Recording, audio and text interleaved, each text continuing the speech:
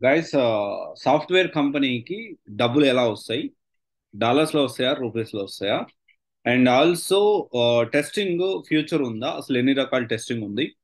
దాంతోపాటు ఎవ్రీ ఒక 20 different types of testings అనేవి నేను మీకు డెఫినెట్లీ, అంటే ప్రతి క్వాలిటీ అనలిస్ట్ ఎవరైతే ఉన్నారో టెస్టింగ్ జాబ్ చేయాలనుకున్న ప్రతి ఒక్కరూ తెలుసుకోవాల్సిన కొన్ని, అన్నీ కాదు, చాలా ఉన్నాయి.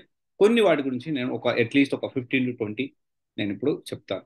అండ్ అసలు ఫస్ట్ సాఫ్ట్వేర్ కంపెనీకి డబ్బులు ఎలా వస్తాయి ఏంటి అని మనం మాట్లాడుకునే ముందు, అసలు ప్రాజెక్ట్ ఎలా వస్తాయి, క్లయింట్స్ ఎలా వస్తారు, కంపెనీని చూసి వస్తారా, టీముని చూసి వస్తారా, అండ్ అసలు క్లయింట్స్ ఎవరు, అండ్ ఈ డీటెయిల్ అనే అనాలిసిస్ అనేది మనం చేసుకున్నాం. అండ్ దీనికంటే ముందు టెస్టింగ్ లో ఫ్యూచర్ ఉందా? డెఫినెట్లీ ఏంటి అంటే టెస్టింగ్ లో బ్రైట్ ఫ్యూచర్ ఉంది. ఎందుకు టెస్టింగ్ లో బ్రైట్ ఫ్యూచర్ ఉంది అంటే, డెఫినెట్లీ టెస్టింగ్ హ్యాస్ ప్రతి ప్రోడక్ట్, ఏ ప్రోడక్ట్ అయినా కావచ్చు, ప్రతి ప్రోడక్ట్ అనేది మార్కెట్లోకి రావాలి అంటే, రైట్, వితౌట్ టెస్టింగ్ ప్రోడక్ట్ అనేది మార్కెట్లోకి రాదు, రిలీజ్ కాదు. ఇది మనం అర్థం చేసుకోవాలి. ఏ ప్రోడక్ట్ అయినా, డెవలప్మెంట్ ఏ ప్రోడక్ట్ అయినా కావచ్చు, టెస్టింగ్ చేయకుండా మార్కెట్లోకి అనేది రిలీజ్ అవ్వదు. దీంట్లో మాన్యువల్ ఉన్నాయి, ఆటోమేషన్ ఉంది, అండ్ ఆల్సో జావా సెలీనియం ఉంది. అండ్ వీటిలో డిఫరెంట్ టైప్స్ ఆఫ్ టెస్టింగ్స్ గురించి మాట్లాడుకుంటే యూనిట్ టెస్టింగ్ ఉంది, ఇంటిగ్రేషన్ టెస్టింగ్ ఉంది. అండ్ అంటే ఇవి ఓవరాల్ గా దీంట్లో మళ్ళీ ఇంకా డిఫరెంట్ టైప్స్ ఆఫ్ టెస్టింగ్స్ అనేది ఉంది. అండ్ ఇవి టెస్టింగ్స్ లో చాలా, అంటే డిఫరెంట్ టైప్స్ ఆఫ్ టెస్టింగ్ అనేది different. Okay, and this is different, methods అనేవి డిఫరెంట్. ఓకే, మనం మెథడ్స్ గురించి ఇప్పుడు మాట్లాడుకునేది యూనిట్ టెస్టింగ్ కానీ, ఇంటిగ్రేషన్ టెస్టింగ్ కానీ, ఫంక్షనల్ టెస్టింగ్ కానీ, ఎండ్ టు ఎండ్ టెస్టింగ్ కానీ, యాక్సెప్టెన్సీ టెస్టింగ్ కానీ, పర్ఫార్మెన్స్ టెస్టింగ్ కానీ, స్మోక్ టెస్టింగ్ కానీ, ఇవన్నీ ఏంటి అంటే మెథడ్స్. ఓకే, అండ్ ఇక్కడ అంటే ఒక్కొక్క ఫంక్షనల్ గురించి చేసే డిఫరెంట్ డిఫరెంట్ అనమాట. డిఫరెంట్ టైప్స్ ఆఫ్ టెస్టింగ్స్ అనేవి ఉన్నాయి, దాని గురించి కూడా మనం మాట్లాడుకుందాము. ఇవన్నీ కూడా ఏం చేస్తారంటే ఎయిదర్ మాన్యువల్ లో కూడా చేస్తారు, లేకపోతే ఆటోమేషన్ చేస్తారు. ఆటోమేషన్ తో పాటు కొన్ని టూల్స్ ఉంటాయి, లైక్ టోస్కో ఉంటుంది, జావా సెలీనియం ఉంటుంది, పైథాన్ సెలీనియం ఉంటుంది. ఇక్కడ కొన్ని టెస్టింగ్ అంటే మనం ఇప్పుడేం మెథడ్స్ మాట్లాడుకుంటే డిఫరెంట్ టైప్స్ ఆఫ్ టెస్టింగ్ గురించి మనం మాట్లాడుకుంటే, దాంట్లో యాక్సెప్టెన్స్ టెస్టింగ్ ఆల్రెడీ మాట్లాడుకున్నాం, accessibility testing, active testing, agile testing, age testing, ad hoc testing, and alpha testing, assertion testing, and API testing, and all pairs testing, automated testing, basic path testing, and backward compatibility testing, beta testing, benchmark testing, big bang integration testing, binary probability testing, boundary value testing, bottom up integration testing, branch testing, breadth testing, and black box testing, and compatibility testing, comparison testing, component testing, configuration testing. ఇలా చాలా చాలా చాలా చాలా చాలా చాలా చాలా టెస్టింగ్లు అనేది చేయాల్సి ఉంటుంది. అరౌండ్ 28 వరకు ఇప్పుడు మీకు చెప్పాను. బట్ ఏంటి అంటే there are hundreds of testing, hundreds of testing, అంటే 100 కాదు, ఇంకా ఎక్కువ చాలా టెస్టింగ్ అనేవి ఉన్నాయి. అండ్ రైట్, అంటే ఇప్పుడు మనకు అర్థమైంది టెస్టింగ్ అనేది ఫ్యూచర్ లో ఉంటుంది. టెస్టింగ్ అనేది ఎవ్రీ ప్రోడక్ట్ కి టెస్టింగ్ అనేది అవసరం. టెస్టింగ్ లో చాలా రకాల ఉద్యోగాలు అయితే ఉన్నాయి. అయితే ఇక్కడ అసలు సాఫ్ట్వేర్ కంపెనీకి డబ్బులు ఏ విధంగా వస్తాయి, అసలు సాఫ్ట్వేర్ కంపెనీకి డబ్బులు ఎలా వస్తాయి అంటే, అసలు ప్రాజెక్ట్ ఎలా తెచ్చుకుంటారు, సరే, క్లయింట్స్ టీమ్ చూసిస్తారా, కంపెనీ క్వాలిటీ అవుట్పుట్ చూసిస్తారా, అంటే కంపెనీ బ్రాండ్ చూసిస్తారా, క్లయింట్స్ ఎవరు? సో అసలు ఫస్ట్ మనకి డబ్బులు ఎక్కడి నుంచి వస్తున్నాయి, డాలర్స్ లోంచి లేకపోతే రూపీస్ అనేది కూడా మనం మాట్లాడుకుందాము. అసలు డబ్బులు, సాఫ్ట్వేర్ కంపెనీకి డబ్బులు ఎక్కడి నుంచి వస్తాయని మనం తెలుసుకోవాలి. సాఫ్ట్వేర్ కంపెనీకి డబ్బులు ఎక్కడి నుంచి వస్తాయంటే, బిజినెస్ అంటే ఒక క్లయింట్ ఉన్నాడు. క్లయింట్ అని ఎవరిని అంటారు అంటే, ఇప్పుడు నేనే ఉన్నా, ఒక కొత్త దాటితో సివైసీని స్టార్ట్ చేయాలనుకుంటున్నాను. నేను సివైసీని స్టార్ట్ చేయాలి అనుకుంటున్నాను ఇప్పుడు. So definitely every company needs one యాప్లో కానీ, ఐఓఎస్ యాప్ కానీ, ఆండ్రాయిడ్ యాప్, దీంతో పాటు ఒక వెబ్సైట్. ఓకే, అండ్ దీనికి సంబంధించిన వెబ్సైట్, ఇవన్నీ కూడా కావాలి. ఓకే, అండ్ డెఫినెట్లీ ఈ రోజు రేపు ప్రతి ఒక్కటి app, okay, application, and Android application ఒకటి, ఐఓఎస్ అప్లికేషన్ ఒకటి. నేనేం చేస్తానంటే, నేను ఒక కొత్త థాట్తో వచ్చా. ఓకే, నేను ఒక కొత్త థాట్తో వచ్చా, ఒక కెరియర్ కౌన్సిలింగ్ అనే థాట్తో వచ్చాను. కాబట్టి దానికి సంబంధించి నాకేంటి అంటే ఆన్లైన్ స్కెడ్యూలింగ్, అంటే మన స్టూడెంట్స్ ఎవరైనా అపాయింట్మెంట్ తీసుకుంటారు. సో ఇదంతా మనం ఏంటి అంటే, అంతగా నేను నార్మల్గా చెప్తున్నాను, ఎగ్జాంపుల్ తీసుకొని చెప్తున్నాను. ఒక స్టూడెంట్ ఆ కౌన్సిలింగ్కి కొంత పే చేయడం, సో తన టైం స్లాట్ ఇవ్వడం, ఆ టైం స్లాట్స్ నేను వాళ్ళ కనెక్ట్ అయి మాట్లాడడం, ఇదంతా సిస్టమేటిక్గా ఒక యాప్ తయారు చేసుకోవాలనుకుంటున్నాను. ఒక డిఫరెంట్ థాట్తో వచ్చాను. ఓకే, నేనేం చేస్తాను, ఒక కొంత ఇన్వెస్ట్మెంట్, ఎందుకంటే రేపు నేను రిటర్న్ ఆన్ ఇన్వెస్ట్మెంట్, రేపు బిజినెస్ స్టార్ట్ చేసినా నాకు డబ్బులు వస్తాయి. దానికంటే ముందు ఆ ప్రిపరేషన్ కోసం నేను కొంత ఇన్వెస్ట్మెంట్ పెట్టి ఆ డబ్బులు అనేవి అంటే ఇప్పుడు నేను బిజినెస్ స్టార్ట్ చేయాలనుకుంటున్నా. నేను ఒక పర్సన్ దగ్గర ఒక కంపెనీని చూస్ చేసుకున్నా, ఒక స్టార్ట్అప్ కంపెనీని చూసుకున్నా, లేకపోతే ఒక ఎంఎన్సీ కంపెనీని చూసుకున్నా.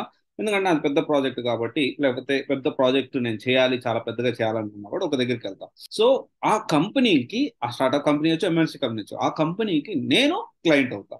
డబ్బులు ఎక్కడి నుంచి వస్తున్నాయి? ఇప్పుడు క్లయింట్ దగ్గర నుంచి డబ్బులు వస్తుంది. క్లయింట్ ఎవరు? Business owner. బిజినెస్ ఓనర్ ఒక యూనిక్ థాట్ తో వచ్చాడు, లేకపోతే రెగ్యులర్ గా ఉన్నదాన్ని ఇంకో దాన్ని చూసి దానికి సిమిలర్ గా ఇంకోటి ఇతను ఆ కాంపిటేటర్ అవ్వాలనుకుంటున్నాడు. They have came up with very good plan to start a new business. Okay, already existing business ఉంది, లేకపోతే ఇది ఒక టైప్ క్లయింట్. ఇంకా చాలా రకాలు ఉంటారు. మళ్ళీ ఎగ్జిస్టింగ్ బిజినెస్ ఉంది, ఆడ వేరే వాళ్ళతో వర్క్ చేస్తుంది, నాకు వర్కౌట్ కావటం లేదు, I want to continue with you. Okay, ఇదంతా అయిపోయింది. దీని తర్వాత మళ్ళీ మెయింటెనెన్స్ చేయాలనుకుంటున్నా. ఓకే, నా ఆల్రెడీ ఫుల్ ఫ్లెడ్జ్డ్ గా వెబ్సైట్ ఉంది, లాస్ట్ వాళ్ళు సరిగ్గా మెయింటెనెన్స్ చేయట్లేదు, నన్ను అంతగా పట్టించుకోవట్లేదు, నేను కంపెనీ మారి నాకు ఆల్రెడీ సిస్టమ్ బిల్డ్ అయింది, దాన్ని నీకు ఇస్తాను బాబు, ఎలాంటి బగ్స్ అదేంది రాకుండా నువ్వు మెయింటైన్ చేయాలి. అసలు ఎందుకు ఒకసారి సిస్టమ్ మొత్తం క్లియర్ చేసి టెస్టింగ్ చేసి, ఇందాక ఇప్పుడు ఒక పాయింట్ కూడా టెస్టింగ్ చేసి మనం మార్కెట్లోకి రిలీజ్ చేసాక మళ్ళీ ఎందుకు వస్తాయంటే అది ఉంది సర్వర్లో ఎప్పటికప్పుడు కొత్త యూజర్స్ వస్తూ ఉంటారు, వర్క్ అనేది జరుగుతూ ఉంటుంది. ఇప్పుడు ఒక మిషన్ ఒక బైక్ ఉంది, ఒక బైక్ కానీ కార్ కానీ ఉంది, అది రన్నింగ్ లో ఉంది, ఎవ్రీడే మనం అక్కడికి వెళ్తున్నాం ఇక్కడికి వెళ్తున్నాం అంటే డెఫినెట్లీ దానికి రిపేర్స్ వస్తాయి. ఆ రిపేర్ కోసం మనం ఏంది మెకానిక్ షాప్కి వెళ్తాం. ఇప్పుడు సాఫ్ట్వేర్ రిపేర్ వస్తే మన డెవలపర్స్ దగ్గరికి, టెస్టర్ దగ్గరికి, ఆ డెవలప్ అయిన మళ్ళీ అంటే ఇప్పుడు మళ్ళీ రిపేర్ చేసిన తర్వాత టెస్టింగ్ చేసి దాంట్లో బగ్ అనేది ఫిక్స్ చేయాలి. టెస్టింగ్ చేసి ఓకే ఇక్కడ ప్రాబ్లం ఉందని చెప్తాడు, డెవలపర్ ఫిక్స్ చేస్తాడు. This is the regular mechanism. And వీళ్ళు క్లయింట్ అనమాట. డబ్బులు ఇక్కడి నుంచి వస్తాయి. ప్రాజెక్ట్ ఇక్కడ మనకు అర్థమైంది, డబ్బులు ఎక్కడి నుంచి వస్తాయి? క్లయింట్స్, బిజినెస్ ఓనర్ క్లయింట్ అయ్యి, ఆ క్లయింట్ అనేవాడు డబ్బులు అనేవి ప్రతి కంపెనీకి ఈ విధంగా వస్తాయి. దీనికోసం మరి కొంతమంది మనం రీసెంట్ గా మాట్లాడుకున్నాం, software companies silicon valley bank డబ్బులు సంపాదించుకున్నంత సిలికాన్ వ్యాలీ బ్యాంక్ లో పెట్టుకుంటున్నారు. సిలికాన్ వ్యాలీ బ్యాంక్ ఇలా ఉంది, సిలికాన్ వ్యాలీ బ్యాంక్ పడిపోయింది, ఇవన్నీ మాట్లాడుకోకుండా అంటే దివాలా తీసింది.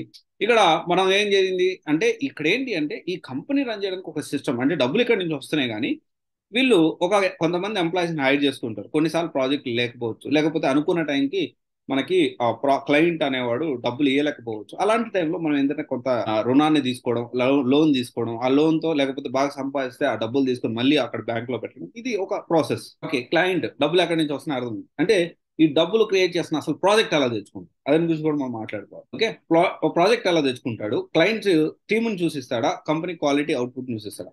ఇక్కడ ఏంటి అంటే అసలు ప్రాజెక్ట్ ఎలా తెచ్చుకుంటారంటే, ప్రాజెక్ట్ అనేది పోర్ట్ఫోలియో అనేది బిల్డ్ చేసుకుంటారు. ఇక్కడ కొన్ని క్లయింట్స్ ఎలా ఉంటారు, కొంతమంది ఎలా ఉంటారు, నేను చాలా ఎక్కువ కాస్ట్ ఉన్నది, చాలా పెద్ద ప్రాజెక్ట్ నాది, నేను ఒక మంచి బ్రాండ్ అంటే ఒక టీసీఎస్ కానీ పెద్ద కంపెనీస్, ఇన్ఫోసిస్ కానీ అట్లాంటి పెద్ద కంపెనీస్కి నేను ఇవ్వాలనుకుంటున్నాను, నేను ఎక్స్పెరిమెంట్ చేయాలనుకోవట్లేదు, ఎందుకంటే నాది దానితో చాలా పెద్ద బిజినెస్ కాబట్టి నేను ఎక్స్పెరిమెంట్ చేయాలనుకోవట్లేదు అనుకొని ఆ కంపెనీకి ఇవ్వడం జరుగుతుంది. రైట్. ఇంకొంతమంది ఏం చేస్తారు, ఆ కంపెనీకి ఇచ్చిన తర్వాత, క్లయింట్ అనే ఒక కంపెనీ అట్లా పెద్ద కంపెనీకి ఇచ్చిన తర్వాత వాళ్ళు దే స్టార్ట్ హైరింగ్ అనమాట. సో ఇది ఇక్కడ మనం హైరింగ్ కూడా అర్థం అవ్వాలి. ఈ విధంగా హైర్ అనేది చేసుకుంటారు. అండ్ ఇంకొంతమంది ఏం చేస్తారు, ఆ టీంని చూస్తారు. ఓకే, నీ దగ్గర ఎంత టీం ఉంది, ఓకే నేను ఈ ప్రాజెక్ట్ వచ్చి నీకు ఇస్తే నువ్వు చేయగలుగుతావా, ఇన్ టైంకి నాకు కంప్లీట్ చేయగలుగుతావా, నీ టీం యొక్క వాళ్ళ డీటెయిల్స్ అనేవి ఈ విధంగా ఏంటి అంటే ఎంక్వైరీ చేస్తారు. ఈ విధంగా కూడా కొంతమంది ప్రాజెక్టులు తెచ్చుకుంటూ ఉంటారు. ఇక్కడ ఏంటి అంటే ఓవరాల్ గా company quality output or brand, లేకపోతే క్లయింట్స్ టీమ్ చూసి ఇవ్వడం కానీ ఏదైనా కానీ మనకి ఇక్కడ చాలా క్లారిటీ ఏంటి అంటే 100% క్వాలిటీ అవుట్పుట్ ఇస్తేనే మనము ఫర్దర్ గా మార్కెట్ లో ఉంటాము. సాఫ్ట్వేర్ కంపెనీ అనేది ఎగ్జిస్ట్ అవుతూ పెరుగుతూ వస్తుంది.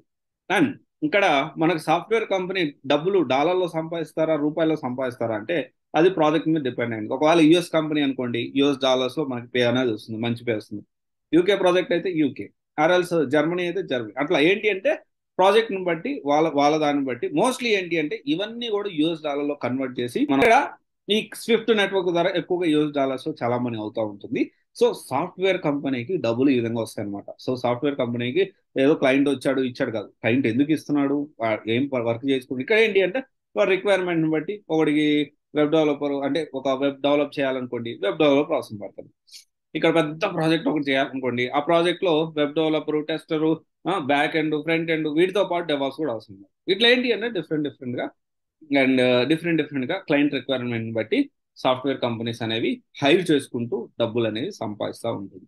ఈ విధంగా జరుగుతుంది. సరే వాడు 100 రూపాయలు తీసుకొని మనకు 10 రూపాయలు ఇస్తాడు, 2 రూపాయలు ఇస్తాడు, that is secondary thing, whole secondary thing. So this is the matter అనమాట. డెఫినెట్లీ ప్రాపర్గా ప్లాన్ చేసుకోండి. Some people are telling that నేను నేను ఇప్పుడు కాల్స్ లేవు కాబట్టి నేను తర్వాత చూసుకుంటాను, ఇంకెప్పుడు చూసుకుంటాను. కాల్స్ ఉన్నా లేకపోయినా మన పని మనం చేయాలి. దీన్ని ఖచ్చితంగా నమ్మండి, ఖచ్చితంగా సక్సెస్ అవుతారు. మీ రిజల్ట్తో సంబంధం లేదు, గుర్తుపెట్టుకోండి. రిజల్ట్తో సంబంధం పెట్టుకోకండి, కష్టపడండి. Okay, thank you. This is Raj signing off CVS guidance private limited, one stop solution for all job related process. Thank you.